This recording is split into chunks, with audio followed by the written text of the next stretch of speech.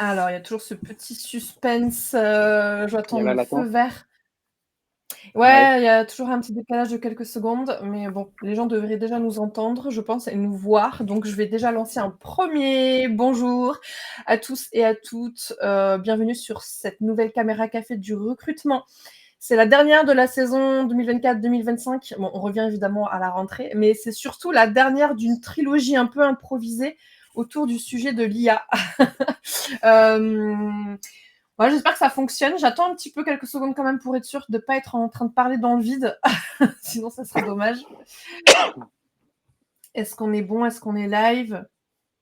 Je vois. Je vois que Apparemment, oui, on est Ouais, là. hello les c'est beautés. bon. Il y a Fabien qui nous dit hello les beautés. Alors ça, c'est la meilleure façon de nous dire bonjour. Merci Fabien. C'est le maquillage. C'est le maquillage, ça fait son effet. Bonjour à tous. On est trop ravis de vous retrouver pour cette troisième édition spéciale IA de la Caméra Café du recrutement. On s'arrête plus. On a commencé en mars et puis ça s'est transformé en rendez-vous maintenant tous les 2 mois parce qu'il y avait trop de choses à dire en fait sur l'IA. On pouvait pas se contenter d'un live. Donc il y a une deuxième édition en avril, je crois, et voire même mai. Je sais plus. Je suis perdue dans le timing. Mais voilà, c'était en mai.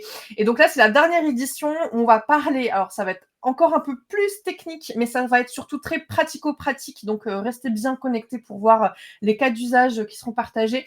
Mais aujourd'hui, on est là pour parler de automatisation et d'agents IA. C'est un sujet dont on entend un peu parler ces derniers temps. C'est un peu le petit sujet tout frais autour de l'IA qui apparaît.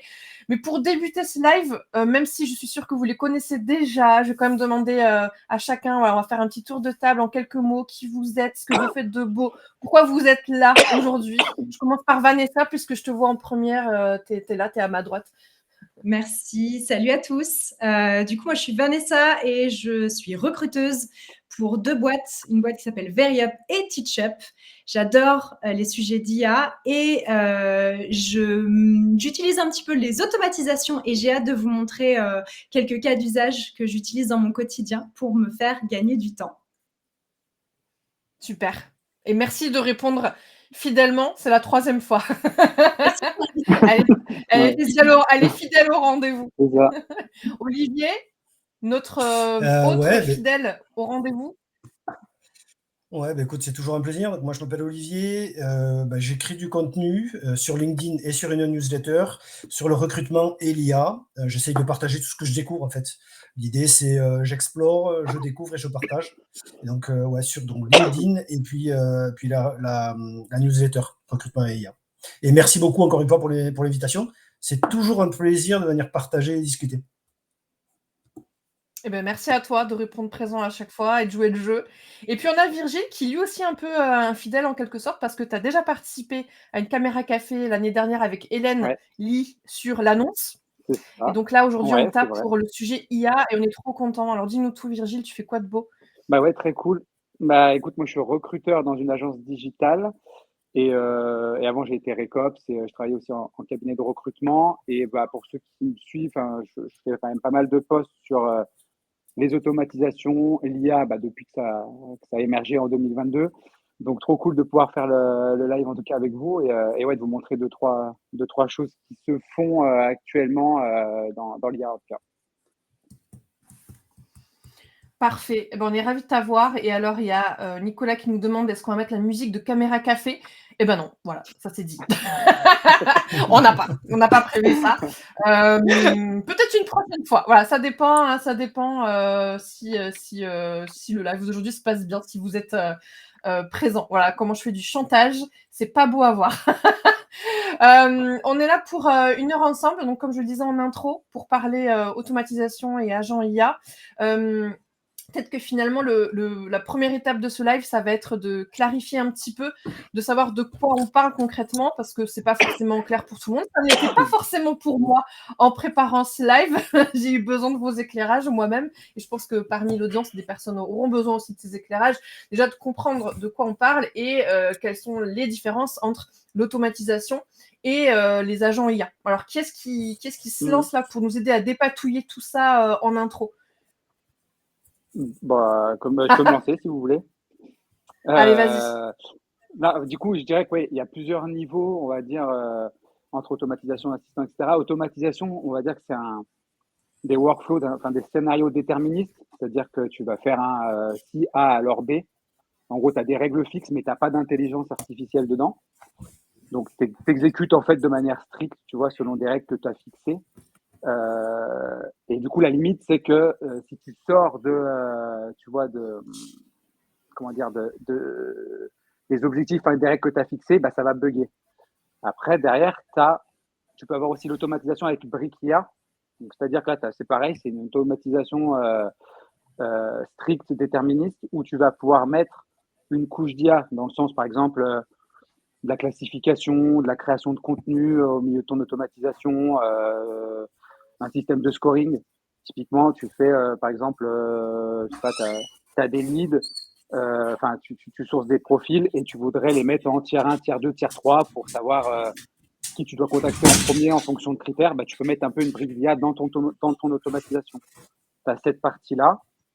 Et après, on bascule sur ce qu'on appelle les assistants IA, où là, ça va être des assistants conversationnels, où là, ça va te générer automatiquement du texte par rapport à un prompt, une question que tu vas poser. Tu poses une question, l'IA te répond, mais elle ne va pas agir de manière autonome. Elle ne va pas prendre d'initiative, elle ne va pas agir, elle va juste répondre à ce que tu lui demandes.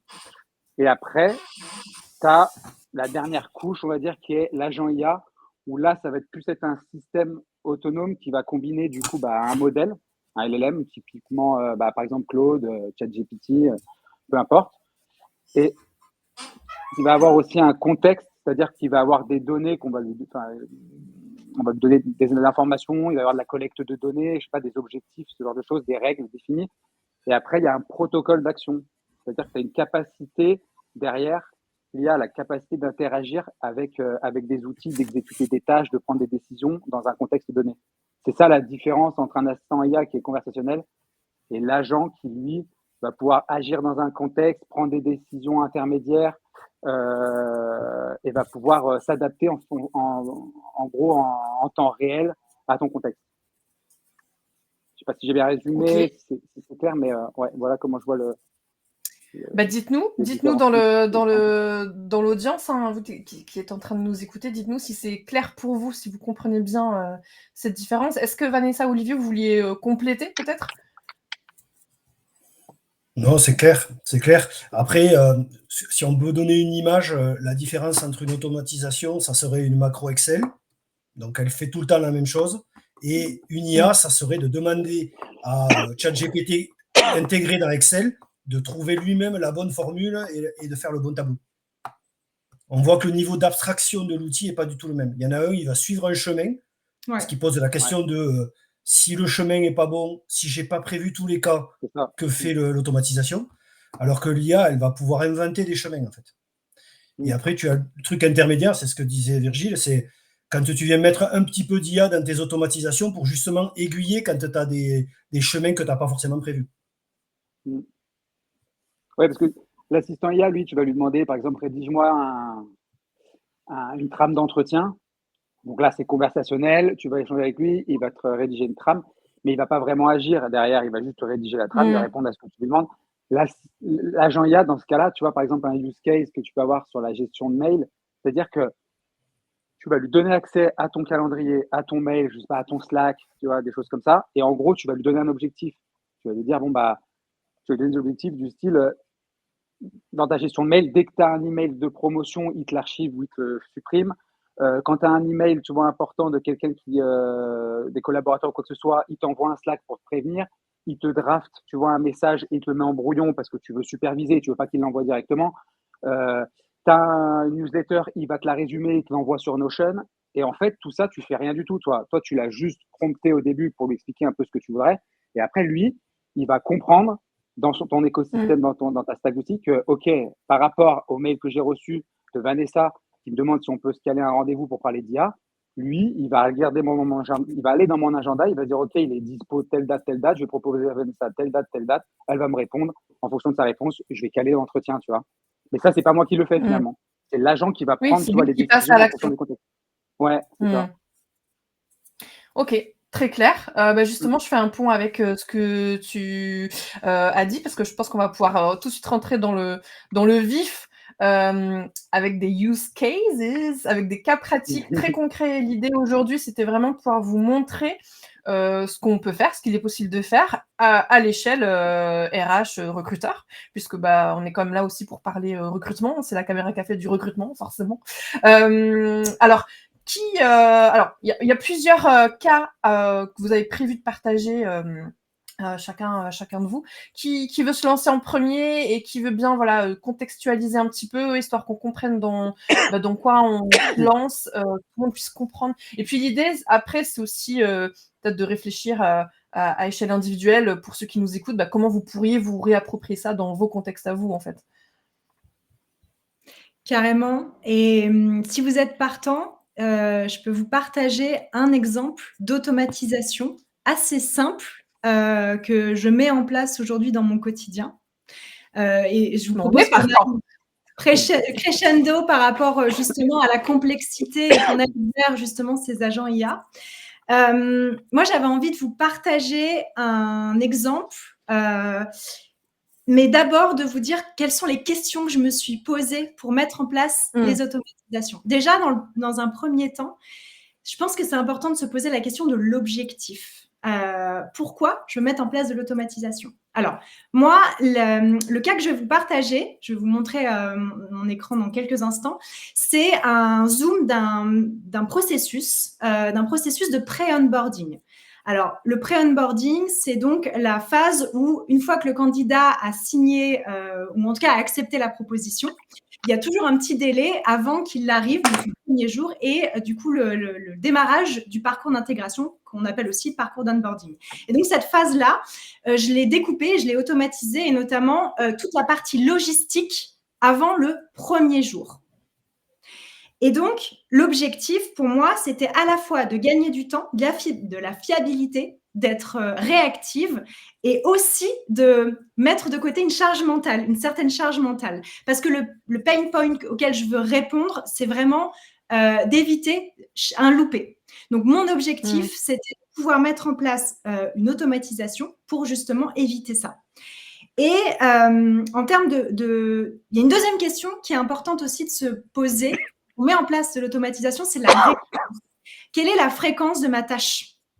Est-ce qu'il y a un format entrée-sortie qui est assez récurrent? Est-ce qu'il y a des exceptions? Et si exception, ça veut dire peut-être intégration d'une IA. En tout cas, l'idée, c'est de se dire, OK, c'est quoi les étapes que je vais devoir découper pour pouvoir justement mettre en place mon automatisation? Alors là, je vous partage un schéma que j'avais fait dans le cadre de cet exercice pour vous expliquer justement quelles sont les étapes que je mets en place, et ensuite je vous montrerai dans l'outil à quoi ça correspond. Et du coup, ici, donc pour rappel, mon processus, c'est le pré-onboarding autour de la logistique pour intégrer un nouveau collaborateur et préparer le premier jour. La première étape que j'ai identifiée, c'est une fois que l'offre est acceptée, donc mon trigger, mon déclencheur est manuel, je vais remplir un fichier. Donc, l'objectif, c'est d'identifier l'action, l'outil et le timing de l'action. Donc là, en l'occurrence, ici, je remplis un fichier Excel sur SharePoint que je vais du coup tout de suite mettre en œuvre pour pour compléter finalement certaines informations. Le nom, la date du J1, la localisation, le matériel nécessaire, etc. etc. Ça va m'aider. Ouais. Ouais, juste une question, mais du coup, c'est une fois que tu remplis ton Google Sheet, enfin ton Excel plutôt, dans SharePoint Excel, une fois que tu remplis ton Excel, ça lance tout le reste derrière? Ouais, exactement. Alors, tu verras, là, c'est mon scénario, mais que j'ai découpé quand même en workflow parce qu'en fonction d'actions, je peux en avoir d'autres aussi. Je vais vous montrer ça dans quelques instants.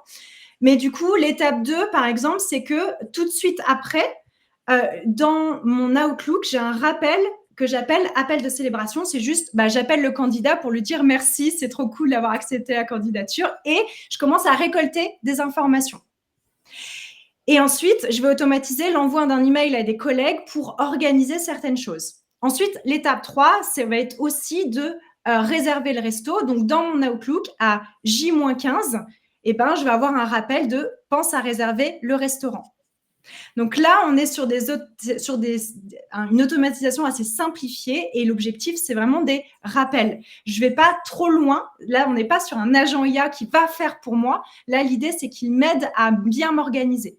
Mais parfois, il va aussi m'aider à communiquer en interne parce qu'à J-7, il envoie un message dans Teams pour prévenir les collaborateurs à travers un template déjà prédéfini et un mail à chacun de mes collègues pour prévenir l'arrivée du nouveau collègue. Étape 5, je m'occupe du manager avec l'envoi d'une to-do, la prise de contact dans Outlook pour qu'on puisse organiser un meeting tous les deux pour vraiment s'assurer que tout est prêt.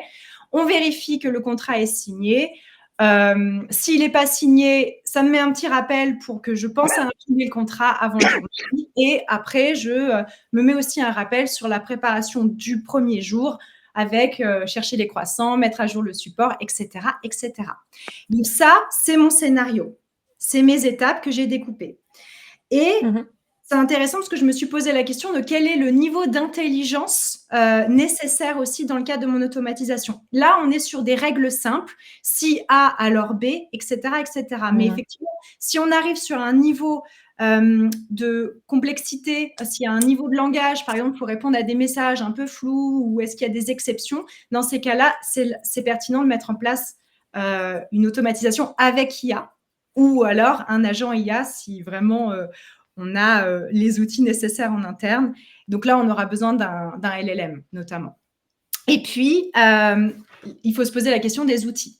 Alors, moi, j'en ai utilisé 3. Je ne sais pas, messieurs et Anaïs, si vous en connaissez d'autres, mais j'ai utilisé Make, que j'aime beaucoup, Zapier, et aujourd'hui, j'utilise N8N.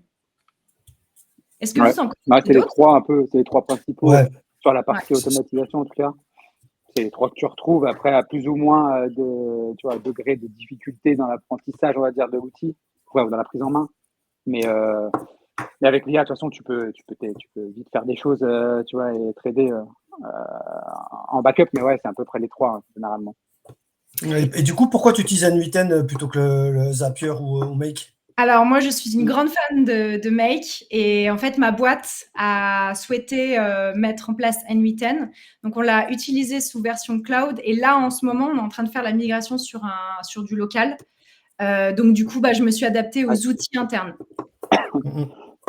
On en revient à ce que tu disais tout à l'heure, l'importance de vraiment tout mettre à plat et ça comprend aussi le fait de voir quels outils on a déjà à disposition parce que c'est aussi ça, c'est s'adapter à l'existant. Ouais. Exactement. Et du coup, souvent, on est contraint par des outils internes existants, par une politique spécifique autour de l'outil, par c'est la réalité exactement. en entreprise. Là, tu payes pas. Là. Enfin, normalement, c'est gratuit. N8N, tu peux l'utiliser en open source, alors que d'autres outils, tu payerais. Tu vois, que si tu as trop d'actions à faire, ça peut vite monter après en termes de comment dire, d'abonnement. Donc, oui. D'ailleurs, N8N est quand même assez cher et je trouve beaucoup moins intuitif que Make. Je ne sais pas si vous êtes d'accord avec moi. J'ai jamais voulu mettre le nez dedans, tu vois. Je me suis dit, écoute, focus-toi sur ton outil. Il y a tellement d'outils qui arrivent tous les jours. Je voulais pas me perdre à tester des outils. Je me suis dit, bon, ils font à peu près la même chose. Ils se rejoignent à chaque fois, tu vois. Bon, ils ont mis l'IA et les agents IA plus rapidement N8N que le reste. Mais qu'après, a commencé à mettre les agents, tu vois. Donc, je voulais pas m'éparpiller. Non, j'ai jamais voulu. Nicolas, dans l'audience, dit que Make est très bien pour commencer avec la fonction gratuite, c'est suffisant, ce qu'il dit dans le chat. Oui. Je suis assez d'accord avec lui. C'est ce que j'ai utilisé au départ. Et c'est vrai qu'il faut aussi, je pense, c'est intéressant ce type d'outils aussi pour voir quels sont les outils qui sont compatibles avec justement ces outils d'automatisation. Et c'est vrai que moi, j'utilise pas mal la Microsoft. Et donc, je sais qu'aujourd'hui, N8N est assez accessible et compatible avec pas mal d'outils autour de la suite Microsoft. Mais donc, voilà un exemple. Donc là, c'est un workflow que j'ai découpé. Du coup, il y a 3 étapes. Et ça, c'est un exemple d'une étape qui, justement, dans l'interface, me permet de mettre en place ce type d'automatisation. Et la question en vrai que j'invite tout le monde à se poser, c'est quel est le ROI de ce type de mise en place de process, parce que c'est vrai que quel est le temps estimé pour réaliser, créer, maintenir versus le temps gagné. Et j'ai fait l'exercice dans ce que je vous montre. Moi, j'estime que en général, ça me prend 10 minutes par semaine de mettre en place ce type d'action. Il faut savoir que j'ai une promo par mois, généralement. Donc, si je découpe mes étapes, ça me fait à peu près 10 minutes par semaine. Et pour avoir mis en place cette automatisation, ça m'a pris 4 heures. Donc, en réalité, pour rentabiliser cette action d'automatisation, il faut que environ 24 semaines, soit 6 mois pour rentabiliser. Et donc, bingo, c'est intéressant. Si c'est des tâches qui sont vraiment récurrentes, répétitives, sans valeur ajoutée et qui, je trouve, prennent aussi pas mal de charge mentale. Ouais, là, tu parles de ROI, c'est hyper important. Ouais, c'est hyper important. Et là, toi, tu raisonnes à ton échelle à toi. Mais imagine si vous étiez une équipe de 10. Tu as passé 4 heures pour faire gagner 10 fois ce que toi, tu gagnes. Exactement. Alors, plus quand même, il faut pas se leurrer. Tu l'as peut-être pas encore expérimenté, mais il y a de la maintenance, il y a du correctif, il y a des choses comme ça. Donc, on ne peut pas raisonner juste en temps initial. Mais c'est sûr que quand tu as la capacité à bien détailler ton process, à bien aller chercher, comme tu l'as fait, qu'est-ce qui a du gain, qu'est-ce qui n'a pas du gain, qu'est-ce que je veux garder aussi. Parce qu'on le dit souvent, mais il faut le répéter, le répéter, le répéter. L'IA, l'automatisation, c'est des super trucs. Mais l'objectif, c'est de garder les choses qu'on aime bien faire. Donc, si par exemple, je sais pas, tu aimes bien faire toi-même ton agenda, il ne faut pas du tout paramétrer une automatisation pour qu'elle te programme des trucs. C'est parce que tu aimes ça. Donc, quand tu fais bien ce travail-là, il y a du gain. Il y a du gain, clairement. Et c'est vrai que j'avoue, quand je mets en place des automatisations, mon objectif premier, c'est toujours comment je peux gagner du temps versus sur des choses qui sont effectivement pas très plaisantes, répétitives et qui amènent aussi beaucoup de charge mentale. Et donc, grâce à ce type de solution, ça me permet de gagner du temps. Et gagner du temps aussi, des fois, sur répartir mieux son temps, notamment garder du temps précieux pour plus des échanges synchrones. Et là, j'ai un deuxième use case que j'avais envie de vous partager. Et celui-là, Olivier, tu le connais bien parce qu'on l'a fait ensemble. C'est le fameux GPT.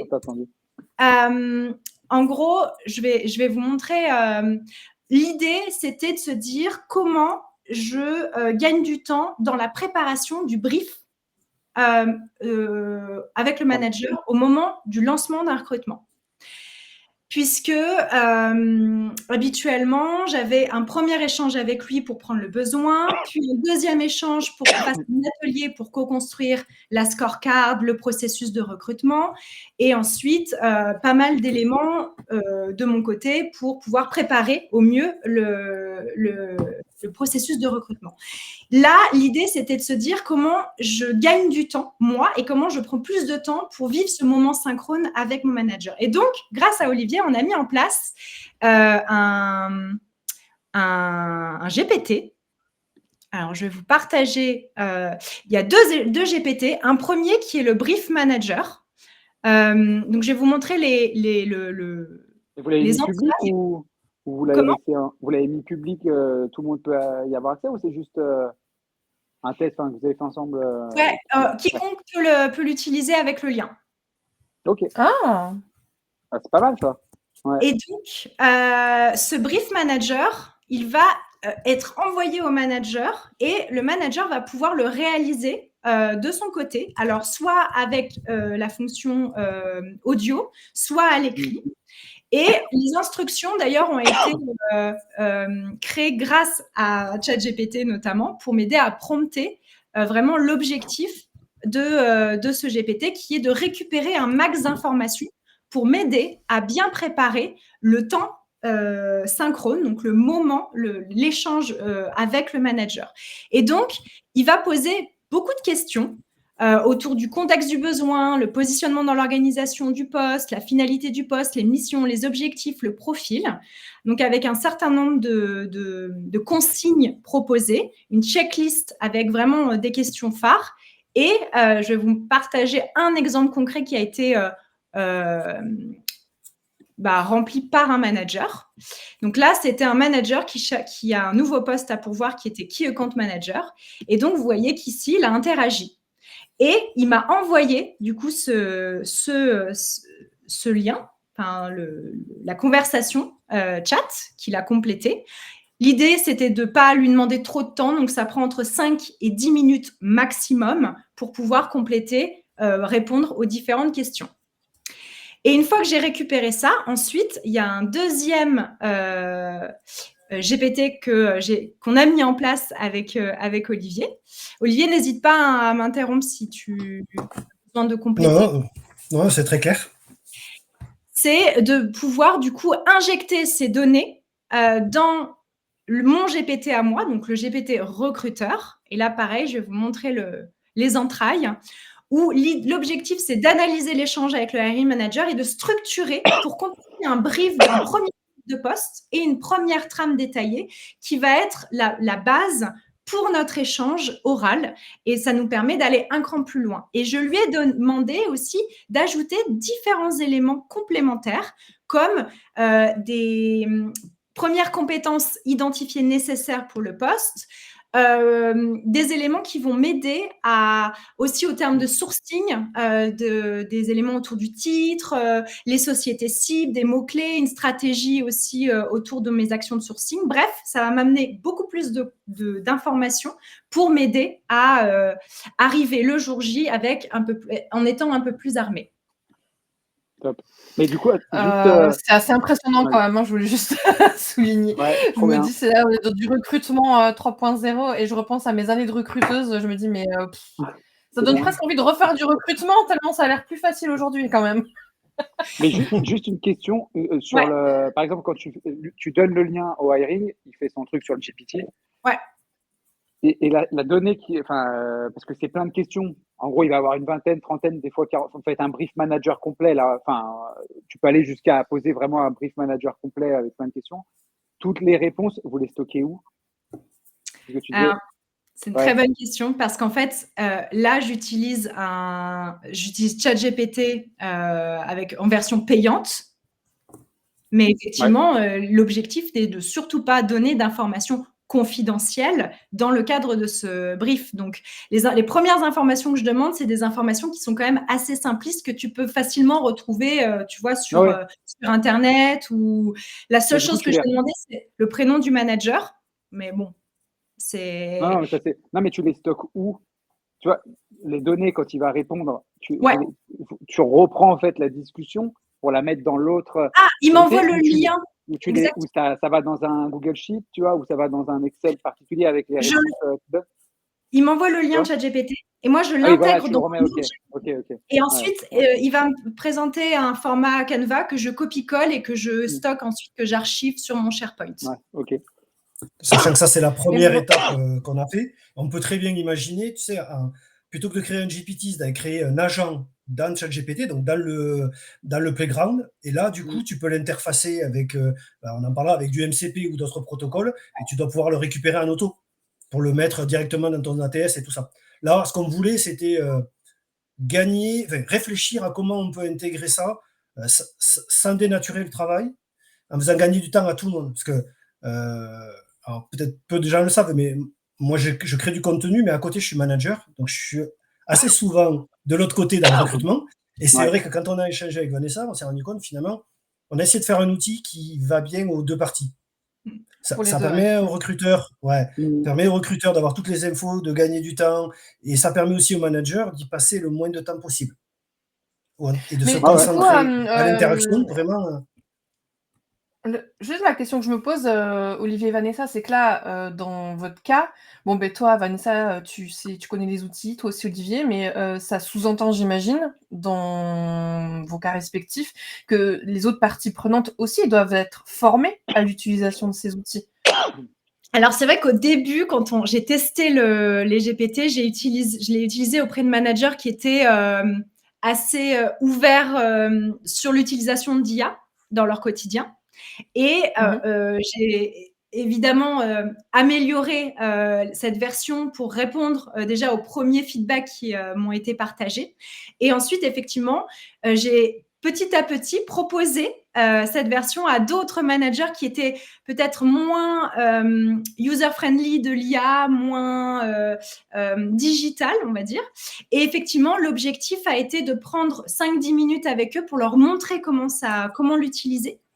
Et surtout, amener vraiment des arguments de gain de temps et d'efficacité et de performance dans cette phase de brief. Je leur ai demandé de tester et de me partager un feedback. Et effectivement, tous, à l'unanimité, m'ont dit « ça m'a fait gagner du temps ». Et c'est même eux maintenant qui commencent déjà à me dire « tu m'enverras ton petit lien là pour qu'on prépare au mieux l'échange ». Donc, parce que finalement, je ne fais plus 2 échanges avec eux, mais un seul. Et du coup, cette complétion du coup de ce GPT leur permet en fait de le faire à n'importe quel moment. Il y en a qui le font avec leur téléphone dans le bus. Enfin, voilà, c'est plus facile, c'est moins contraignant d'abord de passer par cette interface et ensuite de vraiment capitaliser. Et tous les deux, on arrive préparés. Eux, ça les aide à réfléchir et à bien préparer aussi leur recrutement et quel est le profil qu'ils recherchent, quelles sont les missions réellement. Donc, ça les aide aussi à être finalement plus efficaces dans ce moment synchrone. Ouais, ça c'est hyper important parce que quand on a pensé l'outil, on s'est dit au départ, comme on partait d'une checklist de questions, on s'est dit le meilleur outil c'est le formulaire parce que c'est le plus simple à mettre en place. Et en fait, le gros apport d'un chatbot, c'est ce côté conversationnel. Et si on le prompte bien, il peut challenger certaines réponses, il peut revenir sur des choses. Quand un manager, par exemple, ne veut pas trop répondre ou répond à côté, il peut lui reformuler une question un peu différemment pour avoir la réponse qu'il souhaite. Il y a un vrai échange et en vrai, même quand on n'est pas passionné d'IA, c'est une expérience assez cool de discuter avec un chatbot. Là, on a un chat GPT qui est dédié à faire des briefs de poste. Voilà. Et aussi, on a vraiment travaillé le GPT pour aider le manager, des fois, dans certaines réponses. Quand il vous dit « je ne sais pas », il va vous dire « ah, ok, pas de problème, voilà potentiellement des questions que je vais te partager pour aller creuser ou quelques idées de réponses pour t'aider à affiner ta réponse ». Donc, il y a vraiment, finalement, cette collaboration digitalisée qui est mise en place pour aider le manager à affiner son brief. Du coup, dans le GPT, vous avez mis les instructions et vous avez donné d'autres infos, je sais pas, des PDF, etc., pour qu'il puisse aller s'appuyer sur, par exemple, des exemples de réponses à donner au manager s'il répond un peu pas top, qu'il répond d'une manière ou qu'il donne pas assez d'infos, une manière ou des infos particulières sur des attentes par rapport au retour manager, etc. Vous avez donné un peu à manger entre guillemets au GPT oui, mais alors pas trop, parce qu'en fait, on s'est aperçu que plus tu lui donnais d'infos, plus ça complexifiait la conversation. Et donc, l'objectif, c'est qu'au départ, en tout cas, le brief manager, je ne parle pas du GPT recruteur, mais dans le brief manager, on avait fait quelque chose d'assez complet au départ et finalement, c'était trop long, trop complexe et ça allait trop dans le détail. Donc, on a dû vraiment simplifier et aller à l'essentiel. Il faut aller direct. La question de comment, effectivement, avec quoi on ressort concrètement, c'est quoi les indispensables. Ouais, l'idée, c'est une checklist de questions et après, tu promptes le comportement. Oui. Typiquement, on lui a dit, quand la réponse ne te va pas bien, il faut creuser, des choses comme ça. Mais c'est plutôt, effectivement, ça c'est hyper important ce que tu dis, Vanessa, de partager quand tu pars sur un GPTs. Moi, j'aime bien partir en disant, je commence à discuter avec ChatGPT de quel est l'objectif. Assez rapidement, quand dans la conversation, il fait des choses qui me plaisent, je lui demande d'écrire lui-même le code du GPTs. Et donc, à ce moment-là, tu lui demandes, tu peux lui expliquer quel type de comportement tu attends. Et après, c'est ce que dit Vanessa, il faut tester et itérer. Ouais. Et il y a Nicolas qui nous dit que Olivier, avec ton accent, tu es notre Jean-Claude Convenant. Merci. Merci. Alors Virgile, je pense que toi aussi, tu avais des petites choses à nous partager pour découvrir un peu plus l'aspect côté agent IA.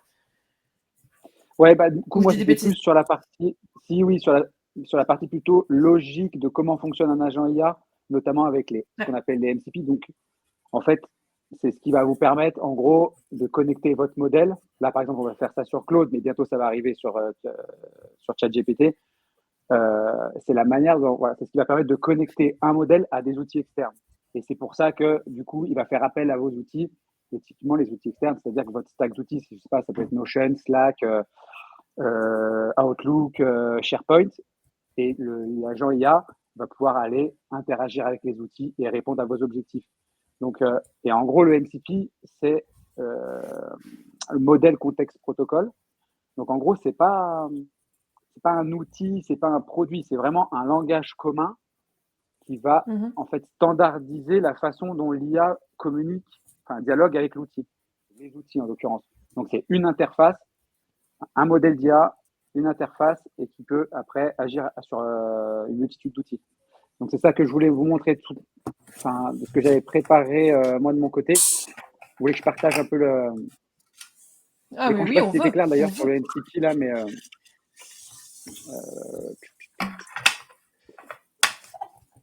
Du coup, si je partage l'écran.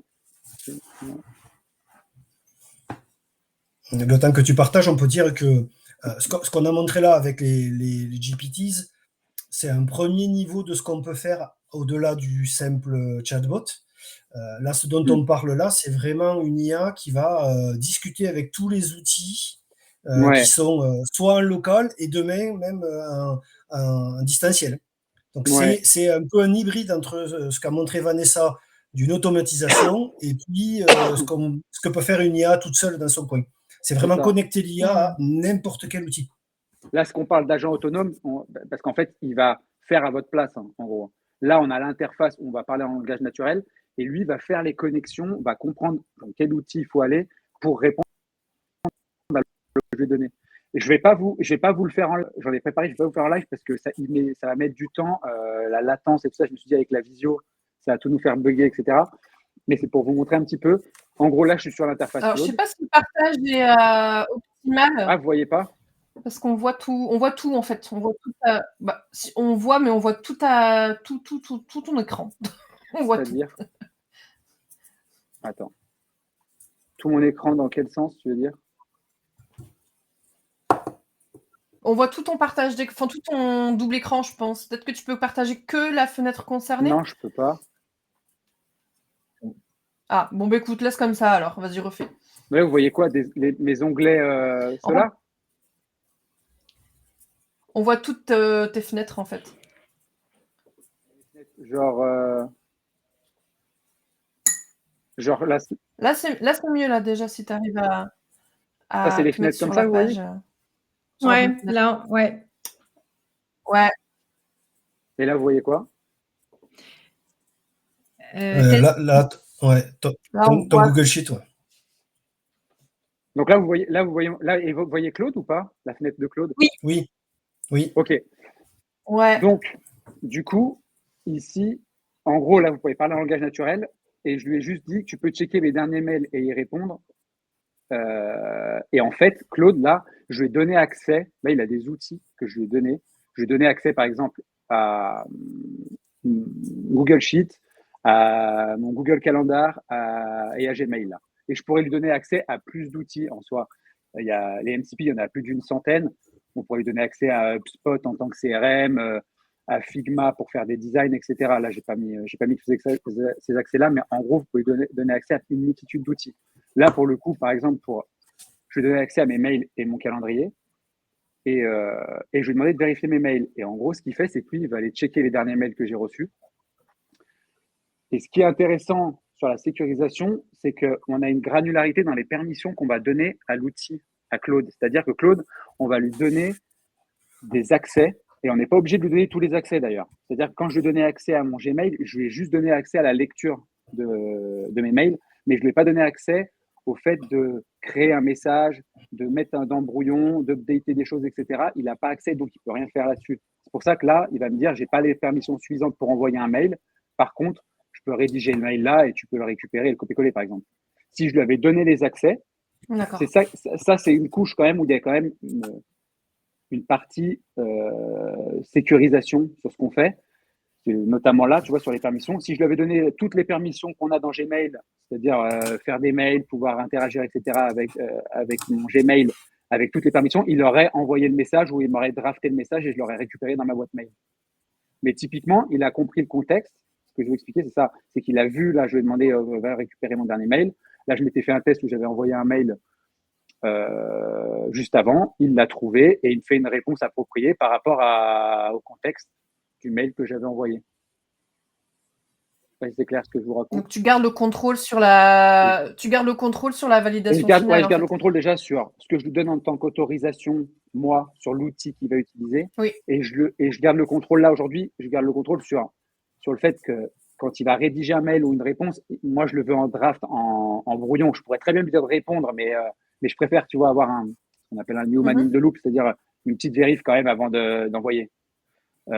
Et après, pareil, tu peux tout de suite ici dire, OK, bah, tu peux me caler un créneau pour demain après-midi, tu vois, avec mes dispos pour 1 heure. Lui, il va aller, va comprendre que là, il va falloir que j'utilise l'outil calendrier. Je vais aller dans son calendrier, je vais aller vérifier. Vous voyez, là, il est en train de me dire, OK, bah, j'ai vu que demain après-midi, toi, tu étais pris pour ça, ça, ça. Il y a d'autres créneaux. OK, tu préfères quoi comme créneau pour caler 1 heure de veille? Bah, je préfère caler en fin d'après-midi. Et là, derrière, quand en vrai, vous allez dans votre mail, il m'a calé, bon là c'est des tests, mais vous voyez, il a calé mon rendez-vous direct. Et en gros, si je lui avais dit, bah, cale pour Olivier, Sylvia, Anaïs, etc., cale l'heure 30 minutes, il faut qu'on fasse un petit brief avant le live, il vous aurait envoyé un mail avec le brief et moi j'aurais reçu une notif et vous auriez eu dans vos agendas une invite, par exemple. Ok, d'accord. Oui, parce que je trouve que c'est difficile de se rendre compte de l'intérêt ou du bénéfice, tu vois, en termes de le temps que tu passes finalement à donner les instructions, etc. Et le dernier exemple que tu donnes, là, je vois effectivement, quand tu as, je sais pas, plusieurs interlocuteurs, tu as besoin de récolter leur disponibilité pour caler ensuite une réunion. Tu vois, là, je me dis, je vois vraiment concrètement le bénéfice. On en revient un peu à la question que Vanessa suggérait tout à l'heure, de vraiment se poser la question de l'utilité et aussi du ROI. Oui, parce que bon, là, c'est des tâches hyper simples, mais tu pourrais lui demander de faire des trucs. Enfin, c'est assez simple, mais oui, tu pourrais lui demander d'interagir, c'est-à-dire là, on fait un cas comme ça, mais si je lui avais donné accès, par exemple, à mon Notion, à mon CRM, etc., tu vois, il irait se dire, OK, bon, bah, j'ai pris ce profil, OK, je vais te la rajouter dans ton CRM, je vais te slacker pour te faire un reminder, je vais te mettre ça dans ta boîte mail, etc. Donc, en fait, toi, tu n'as rien fait, tu as juste écrit une phrase ou deux, et en fait, lui, il va aller taper dans tous les outils et faire ce que tu lui as demandé, tu vois, sans que toi, tu aies à ouvrir LinkedIn, ouvrir ton CRM, ouvrir ton Notion, ouvrir ton Google, ouvrir, tu vois, etc. Lui, en fait, va le faire à ta place. Okay. Typiquement, là, par exemple, je vais demander d'aller dans mon Google Sheet et d'ajouter des entreprises. Par exemple, ça pourrait être couplé avec, parce que là, j'en ai pas mis, mais j'aurais pu mettre aussi un outil de scrapping qui va aller scraper le web, donc scraper des informations, etc., pour aller construire, je sais pas moi, une liste de candidats potentiels pour un profil, tu vois, pour un poste. Et dans ce cas-là, il va utiliser le scrapper pour aller scraper la donnée. Il va utiliser mon Google Sheet pour aller structurer la donnée. Il va aller utiliser un autre outil pour enrichir le profil LinkedIn, pour aller trouver ses posts LinkedIn, tu vois ce que je veux dire? Et tout ça, il va me le condenser dans mon Google Sheet. Et là, par exemple, juste un truc simple, je juste dis, tu peux aller dans un Google Sheet et m'ajouter 10 nouvelles entreprises ATS, etc. Et en fait, lui, il comprend ma demande. Et là, j'avais fait les tests où, par exemple, j'avais mis, tu vois, 10 entreprises comme ça et je lui avais dit, écoute, trouve-moi des descriptions, le nom de domaine et tout. Bah, en fait, il m'a rempli mon Google Sheet tout seul. Tu vois, ça, c'est pas moi qui l'ai rempli, il l'a rempli. Et après, je lui ai dit, bah, trouve-moi des ATS, etc. Et il me l'a trouvé. Tu vois, ça, c'est une requête simple. On pourrait aller beaucoup plus loin si j'avais plugué plusieurs outils. Tu vois ce que je veux dire? Ou même là, ça peut te servir dans le sens où si tu veux commencer à enrichir la donnée, là, et te dire, bon, bah, moi, je veux trouver des ATS parce que j'ai envie de recruter un profil qui travaille dans les RH, etc., un consultant, je sais pas, RH sur ces outils ATS, SIRH et tout. Le fait qu'il t'enrichisse la donnée comme ça, tu peux après créer une automatisation derrière, tu vois, ça peut aller loin pour aller, vu que tu as le nom de domaine, tu peux enrichir, trouver des profils, enfin, tu vois, tu peux aller loin après dans l'enrichissement. Mais ça, il pourrait le faire si je lui avais plugué d'autres outils, déjà. D'accord. Ok, ouais. Donc, c'est cette partie où je voulais dire, ouais, c'est le modèle où tu travailles avec une IA, ton modèle LLM, qui va aller comprendre ta demande en texte, en langage naturel, et il va aller se plugger à d'autres outils pour faire ce que tu as demandé. Donc, tu as cette partie-là. Il y a quelques... Attends, pardon. Je vais juste faire une petite parenthèse. Il y a Fabien qui dit qu'il veut te recruter, en fait, Virgile. Voilà, c'est tout. C'est vrai. Apparemment, je crois que Fabien, je le vois souvent, enfin, je le vois passer sur LinkedIn, il me semble, ou je crois que c'est lui qui a écrit qu'il n'est pas. enfin, tu vois, il n'est pas genre fan de l'IA ou il est un peu. Non, je pense que c'est pas qu'il n'est pas fan, c'est qu'il n'est pas forcément Il voit pas les use impressionné et cases. qu'il. Oui, ouais, voilà. Ouais, il n'est pas forcément impressionné et il attendrait plus, je pense, de l'IA. Bah, tiens, Fabien, dis-nous là dans le chat, est-ce que déjà ça t'impressionne un peu plus Et ou du pas? coup, là, sur un autre truc, là, on a parlé du MCP, Claude, Displug, etc. Mais après, tu as d'autres outils qui existent et qui permettent de créer, une fois que tu vas le mettre en live, il va gérer pour toi. Et on parlait. Donc, en gros, là, moi, ce que j'ai fait, c'est que j'ai fait un truc simple dans le sens où j'ai fait un espèce de scénario où, effectivement, comme je vous disais, dans le contexte, il faut quand même lui donner à manger. Il faut qu'il comprenne ce que vous voulez. Donc, en gros, ce que je voulais, c'est qu'il gère mes mails perso. Je fais jamais sur des trucs pro, là, sur ces outils-là, parce qu'on n'a pas de. Oui, il y a de la sécurisation, il y a des authentifications, etc. Mais je ne m'amuserai pas tant que je n'ai pas discuté avec la DSI, tu vois, de ce qui est faisable ou pas. Donc là, je fais que Oui, des on trucs. peut peut-être Ouais. préciser que toi, tout ce que tu fais Ouais. là, c'est vraiment du test à titre Voilà. perso, en fait. Tu vois, c'est des sujets où là, maintenant, une fois qu'on voit que c'est faisable, tu vois, j'aime bien faire des POC. Après, c'est comment tu vas l'implémenter toi dans ton entreprise. Et là, il y a d'autres choses peut-être à mettre en place, etc. Mais en tout cas, tu peux le faire. Et typiquement, bah, tu vois, j'avais créé un agent d'IA pour voir ce que ça donnait sur mes mails. Et en fait, mes conditions, c'était ce que je disais. Donc, j'archive si c'est de la promotion, des mails un peu relous. Si c'est des mails importants, etc., il va me slacker. Et si c'est une newsletter, il va me faire un résumé sur mon Slack. Comme ça, je lis, je vois si ça m'intéresse ou pas et je peux cliquer pour aller plus loin.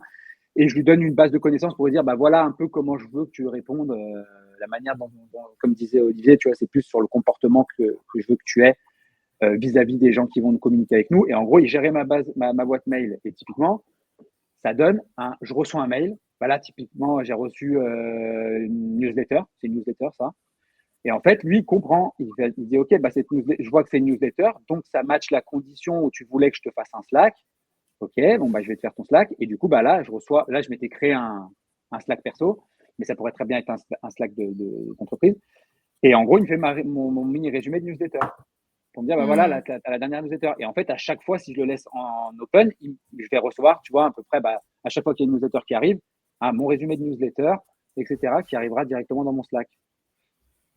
Et c'est pareil, j'avais fait un agent IA RH, c'est peut-être plus concret là si je vous montre, où je m'étais dit, la complexité qu'on a dans une entreprise, c'est de répondre à des questions RH des collaborateurs qui sont redondantes, de mes RTT, mes avantages sportifs, j'ai combien de CP, où est-ce qu'il faut que j'aille pour aller checker ça, etc. Enfin, toutes ces questions un peu RH qu'on a tout le temps. Et en gros, bah, c'est pareil, j'ai fait un flow où je m'étais dit, bon, bah, en fait, ce qu'il faut, c'est qu'on a un Slack. De toute façon, c'est notre outil de communication interne. Comme disait Vanessa, on check un peu notre existant. Notre existant, c'est quoi? Bah, moi, c'est Slack. Donc, je vais partir de Slack. Est-ce que c'est un sujet RH, tu vois? Mon agent, il doit se dire, est-ce que c'est un sujet RH? Si c'est pas un sujet RH, je vais le renvoyer sur le bon canal. Là, c'est pas. Si par contre c'est un sujet RH, eh ben, il va naviguer entre est-ce que je peux y répondre? Si je peux y répondre, il va il va répondre, enfin, il va suivre un cheminement. S'il peut pas y répondre, je vais pareil faire une réponse pour pas laisser en plan le collaborateur. Et en fait, il y a tout un workflow, voilà, mis en place et j'ai mis des garde-fous. Donc, escalade to human, ça veut dire si jamais j'ai pas le contexte, je n'ai pas assez d'infos, j'ai pas de quoi lui répondre, je vais escalader un humain pour qu'il prenne le relais pour pas laisser toujours pareil le collaborateur dans le flou.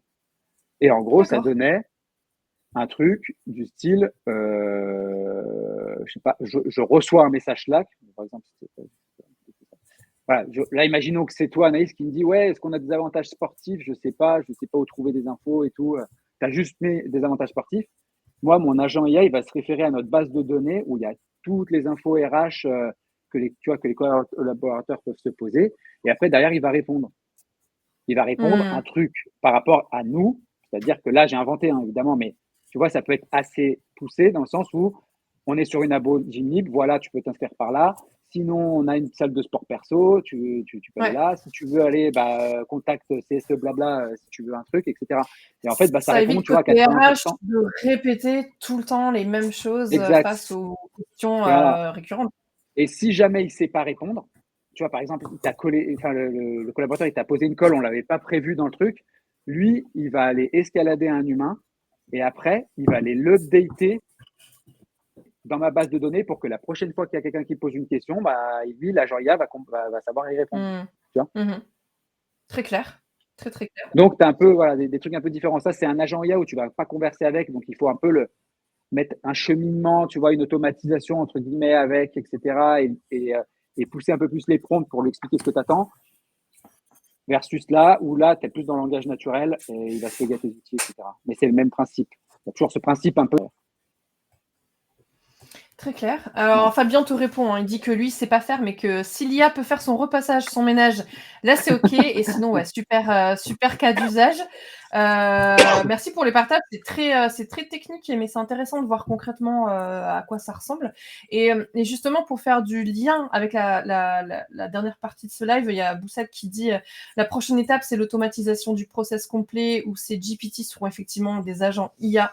Cela éviterait de copier-coller à la main le résultat d'échange avec le Bridge Manager appelé séquentiellement. Mais moi, j'ai envie de faire un pont avec notre dernière partie qui est en gros, et demain, en gros, à quoi s'attendre demain en termes d'usage autour des agents IA et de l'automatisation plus globalement. Et puis surtout, je pense qu'il y a une question sous-jacente, c'est quid des compétences côté recruteur et RH, parce que là, on écoute depuis bientôt 1 heure tous ces cas pratiques. Et moi, je me mets à la place des gens qui potentiellement nous écoutent et se disent waouh, mais moi, j'ai pas les compétences pour faire des trucs pareils, c'est technique, etc.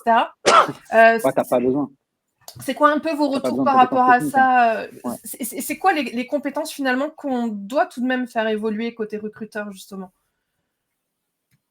Parce qu'il y a des compétences à faire évoluer, je pense. Ne serait-ce que l'esprit critique, on l'avait déjà évoqué la dernière fois sur le live avec Boussad, mais demain, voilà, ça ressemble à quoi demain, le recruteur de demain avec l'IA, quoi? Après, ce qui est compliqué, c'est que là, on commence, tu vois, sur l'année, enfin, c'est un peu l'année des agents IA. Ouais. On fait un peu dans notre coin, tu vois, on teste des trucs. Là, tu as des trucs, tu as des plus grosses boîtes type IBM, Salesforce, qui mettent vraiment, eux, tu vois, de la vélocité là-dedans. Et après, ça va devenir natif, tu vois, dans les outils. Tu vas avoir tes outils où tu vas avoir ton propre agent IA avec qui tu vas pouvoir échanger, etc. Ouais, moi, je pense que ça va arriver. Enfin, là, tu vas arriver dans une ère où tu vas avoir des équipes d'agents avec un chef agent orchestrateur, tu vois. Et donc, toi, tu vas un peu piloter et tu as toute cette partie de supervision, d'audit de ce qui se passe, tu vois, de savoir. Il y a toute cette partie sécurisation, comme on disait, tu vois, c'est un peu flou. Là, ce qu'on teste, c'est sur des IA grand public. C'est pour ça que tu vois, des fois, c'est touchy où toi, en tant que collaborateur, tu as un peu l'envie de mettre le CV d'un profil, etc. Mais sauf que au niveau de l'offre de sécurité, c'est pas tout à fait la même chose que si, par exemple, tu prenais dans ChatGPT, tu vois, tu as des offres type entreprise où là, les offres, c'est pas la même chose.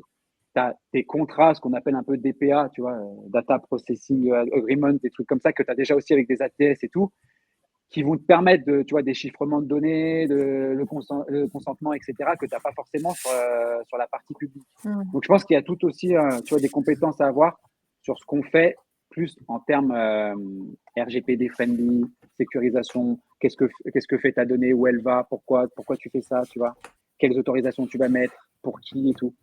Il y a quand même pas mal de sujets comme ça et je pense qu'on est un peu dans le flou des fois là-dessus.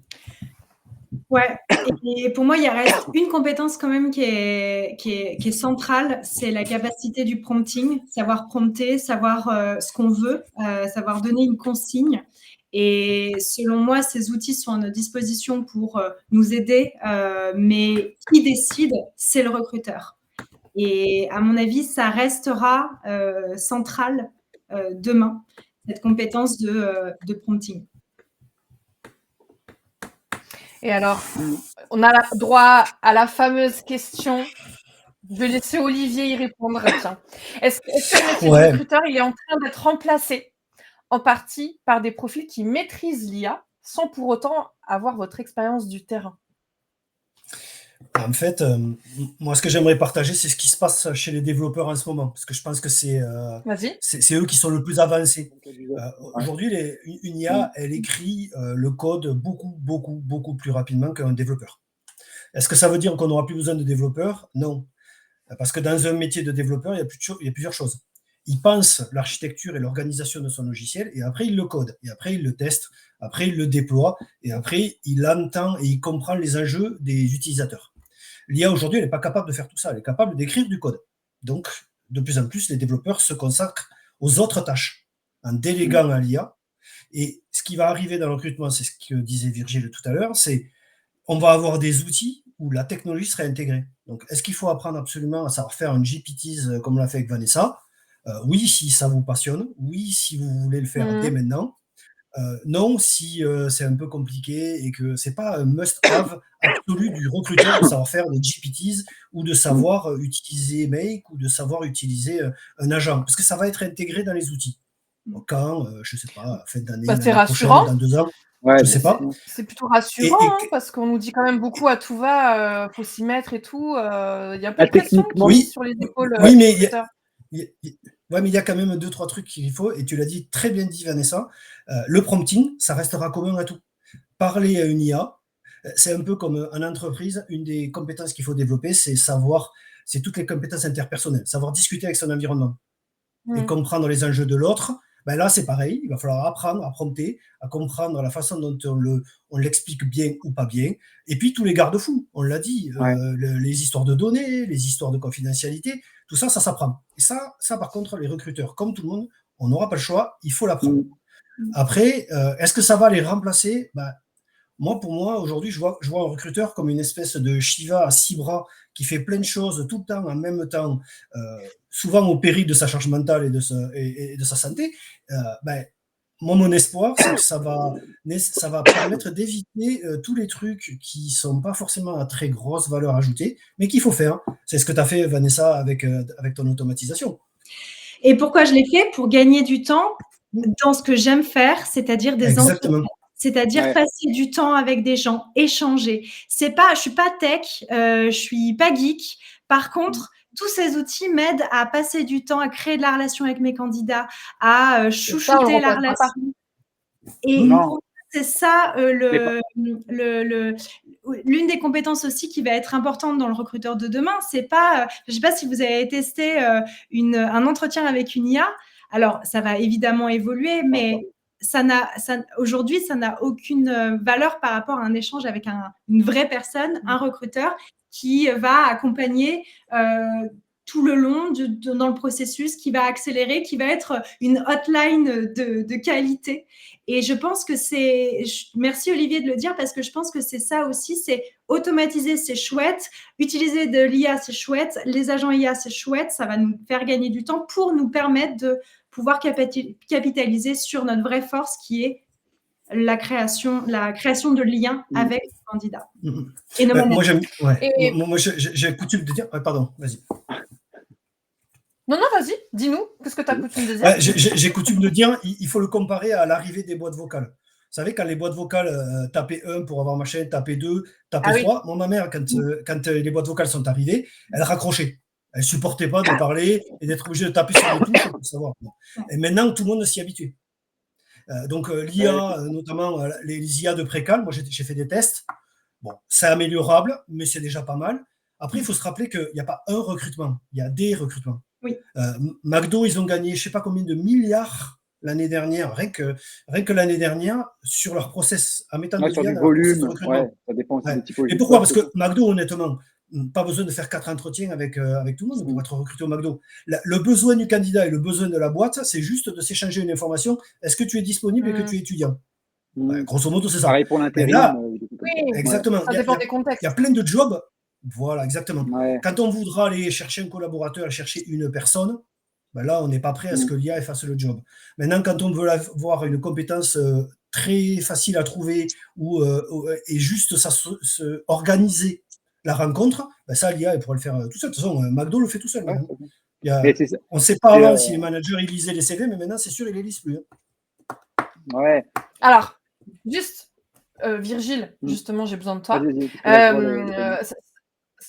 T'inquiète, pas de pression. Juste, je me dis que ce sera peut-être aussi une conclusion à ce live, mais Yann, il soulève quelque chose que je trouve intéressant, une espèce de théorie sur, en tout cas, l'évolution du métier de recruteur. Parce que, Virgile, on le sait, tu as une dimension RecOps dans ton poste actuel. Est-ce que, finalement, les recruteurs, à terme, vont pas tous devenir, en quelque sorte, des RecOps? Ouais, mais après, il y aura plus, tu vois, on disait qu'il y avait cette dimension-là, mais justement... t'enlèves toutes ces tâches, pour moi, chiantes en agent, tu sais, de l'admin. Moi, je peux pas l'admin, mais de l'onboarding, envoyer un mail assis, etc. Tout ça, l'agent te le fait. Effectivement, tu peux te concentrer sur autre chose. Et du coup, pour moi, on va plus, tu vas travailler sur ces tâches de prépare le contrat, etc. Il va le faire, tu vois. Il y en a marre d'ouvrir ton contrat, de changer la ligne, etc. Tout ça, il va le faire. Et donc, du coup, tu pourras te concentrer sur des tâches de récop, c'est-à-dire plus stratégiques, tu vois, opérationnelles, ou mettre des process en place, des nouveaux projets que tu n'as pas le temps de faire, parce qu'en tant que recruteur, comme tu disais, tu es Shiva et tout ça, et donc du coup, en fait, tu fais quoi que recruter, mais dès que tu as des projets à côté, tu les mets toujours dans ta to-do list à la fin. Et pour moi, c'est ce qui va te permettre effectivement de faire des sujets récops, parce que là, tu vois, sur mon poste où j'essaie de faire des choses récops, mais je suis recruteur, tu délaisses vite la partie récops quand même. Du coup, tu fais beaucoup plus de choses recruteur. Ouais. Je trouve que l'agent IA, il y a la réalité aussi. Ouais, parce que tu n'as pas non plus des récops, tu en as très peu qui sont en full récops dans leur job. Et pour aller, tu vois, faire monter les gens en compétences, l'acculturation, mettre en place des choses, etc., il faut mettre des profils comme ça, récops, notamment si tu as des recruteurs qui ne sont pas du tout acculturés, qui n'ont pas de vernis là-dedans. C'est hyper important d'avoir un profil dédié, et je trouve que, tu vois, d'avoir des agents IA comme ça va te permettre de gagner énormément de temps. On en parle depuis le début, mais ce temps-là, tu vas pouvoir le mettre à profit plus sur du conseil manager, des insights marchés, tu vois, tu pourras marketer ton marché, trouver des informations pertinentes, etc., pour avoir des leviers, des actions, des échanges beaucoup plus pertinents avec tes managers, etc. Tu vois, il y a plein de choses à mettre en place en dehors de faire des trucs qui sont pour moi inintéressants, de mettre le dossier dans SharePoint, de mettre le RIB dans le dossier de François. Enfin, tu vois, tout ça, là, je me dis…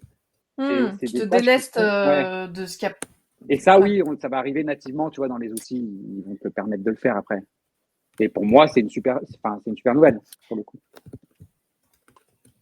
Bah écoute, je pense que c'est une belle conclusion à ce live. Et je retiens aussi que l'idée aussi, c'est qu'il n'y a pas de nécessité à mettre autant de pression sur les recruteurs aujourd'hui, parce que j'entends quand même des recruteurs qui le disent. J'ai l'impression qu'il y a une grosse pression, des injonctions, il faut se mettre à l'IA et tout machin. Donc c'est assez rassurant. Moi, je suis contente pour cet écosystème. Et oui, Gavin, bah oui, t'es arrivé en retard, mais t'inquiète pas, tu auras le replay dès qu'on aura terminé. Yann, un petit message pour toi, Virgile, faire la pub de ton podcast. Oui, parce que tu es passé dans le podcast de Yann, c'est ça, pour parler IA. Non, reconversion pour le coup. Voilà. Rien à voir. Et vous avez aussi la newsletter à retrouver.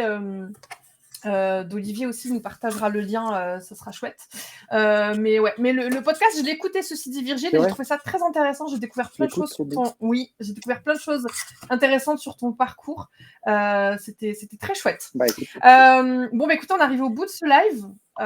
J'espère en tout cas que ceux qui nous ont écoutés aujourd'hui repartiront avec plein de pistes, plein de clés. Est-ce que vous avez un mot de la fin à partager ?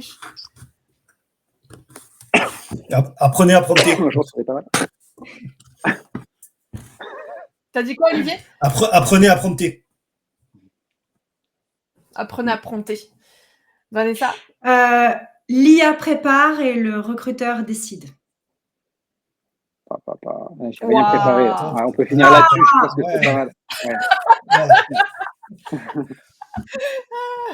J'aurais pas mieux. C'était beau. Tu l'as piqué à Virgile, non ? Et faut m'inspirer.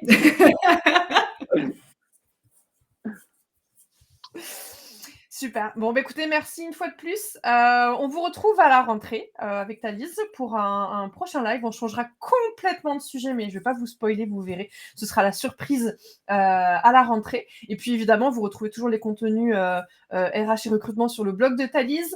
La web-série Étage RH aussi à retrouver sur YouTube où on parle recrutement.